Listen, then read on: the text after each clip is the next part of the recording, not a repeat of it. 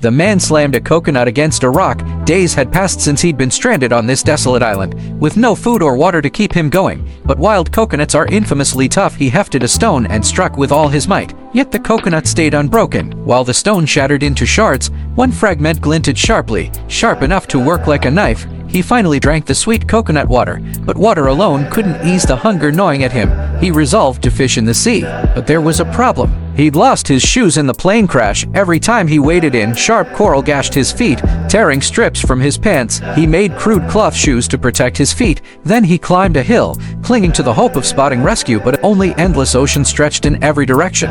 Suddenly, something on the shore caught his eye. He scrambled down the hill and ran toward it. It was a body. He recognized his dead friend, dragged the body to dry land, took off the shoes, and tried them on. They were tight, but he cut and adjusted them until they fit. Among his friend's belongings, he found a working flashlight. He dug a small grave, carved his friend's name into a stone marker. That night, he stared at a photo of his wife. The coconuts were nearly gone, so he began collecting dew from mountain rocks to survive. Another night passed, but hunger kept him awake. Then he spotted a light on the ocean. He shouted wildly, but the ship was too far. The next morning, he planned to reach the ship with a life raft, but a massive wave dragged him into deep water.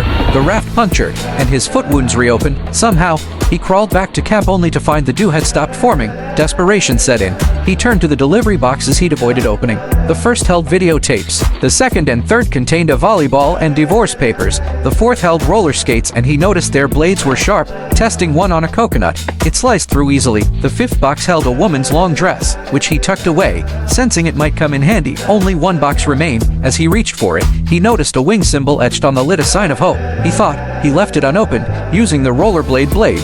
He cut cloth to wrap his wounds, then turned the dress into a fishing net. He began catching crabs. Though raw meat sat heavy in his stomach, he needed fire.